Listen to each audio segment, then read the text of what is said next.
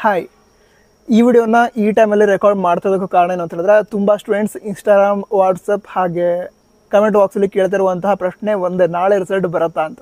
ತುಂಬ ಸ್ಟೂಡೆಂಟ್ಸ್ ಅಂತೂ ಮೆಸೇಜ್ ಮಾಡಿ ನನಗೆ ನಿದ್ದೆ ಮಾಡೋದಕ್ಕೂ ಆಗ್ತಾಯಿಲ್ಲ, ಟೆನ್ಷನ್ ಆಗ್ತಾಯಿದೆ, ನಾಳೆ ರಿಸಲ್ಟ್ ಬರುತ್ತಾ ಅಂತ ಕೇಳ್ತಾಯಿದ್ರು. ಇದಕ್ಕೆ ಕೇಳೋದಕ್ಕೆ ರೀಸನ್ ಏನು ಅಂತ ಹೇಳಿದ್ರೆ, ಸ್ವಲ್ಪ ದಿನದಿಂದ ಒಂದು ಮೆಸೇಜ್ ಸೋಷಿಯಲ್ ಮೀಡಿಯಾದಲ್ಲಿ ಶೇರ್ ಆಗಿತ್ತು, ಏಪ್ರಿಲ್ 5ಕ್ಕೆ ರಿಸಲ್ಟ್ ಬರುತ್ತೆ ಅಂತ. ಬಟ್ ಅದು ಅಫಿಷಿಯಲ್ ಅಪ್ಡೇಟ್ ಅಲ್ಲ ಅಥವಾ ಅಫಿಷಿಯಲ್ ಇನ್ಫಾರ್ಮೇಷನ್ ಆಗಿರಲಿಲ್ಲ. ಈ ವಿಡಿಯೋನೇ ರೆಕಾರ್ಡ್ ಮಾಡ್ತಿದ್ದೀನಿ ಏಪ್ರಿಲ್ 4, ಟೈಮಿಂಗ್ ಸುಮಾರು 10:40 ಆಗಿದೆ. ಸೊ ಇದುವರೆಗೆ ಅಫಿಷಿಯಲಿ ರಿಸಲ್ಟ್ ಡೇಟನ್ನು ಅನೌನ್ಸ್ ಮಾಡಿಲ್ಲ, ಇದುವರೆಗೆ ರಿಸಲ್ಟ್ ಡೇಟ್ ಅನೌನ್ಸ್ ಆಗಿಲ್ಲ. ಅದಕ್ಕೋಸ್ಕರ ಯಾರು ಟೆನ್ಷನ್ ಮಾಡ್ಕೊಂಡಿದ್ದೀರಾ, ಟೆನ್ಷನ್ ಮಾಡ್ಕೋಬೇಡಿ, ಆರಾಮಾಗಿ ನಿದ್ದೆ ಮಾಡಿ. ನಂತರ ರಿಸಲ್ಟ್ ಬಗ್ಗೆ ಟೆನ್ಷನ್ ಮಾಡ್ಕೊಳ್ಳೋ ಅವಶ್ಯಕತೆ ಕೂಡ ಇರಲ್ಲ. ಯಾಕಂತ ಹೇಳಿದ್ರೆ ಇವತ್ತಿಲ್ಲ, ನಾಳೆ ಇಲ್ಲ, ಯಾವುದಾದ್ರೂ ಅಂದರೆ ರಿಸಲ್ಟ್ ಬರಬೇಕು ತಾನೆ, ಬಂದೇ ಬರುತ್ತೆ. ಅದಕ್ಕೋಸ್ಕರ ರಿಸಲ್ಟ್ ಬರುತ್ತೆ, ಒಳ್ಳೆ ಸ್ಕೋರ್ ಆದರೆ ಓಕೆ, ಇಲ್ಲದಿದ್ದರೆ 2ನೇ ಬೋರ್ಡ್ ಎಕ್ಸಾಮ್ ಇದೆ, ಅದನ್ನು ಬರೆದು ಮಾರ್ಕ್ಸನ್ನು ಇಂಪ್ರೂವ್ ಮಾಡ್ಕೋತೀನಿ ಅಷ್ಟೇ.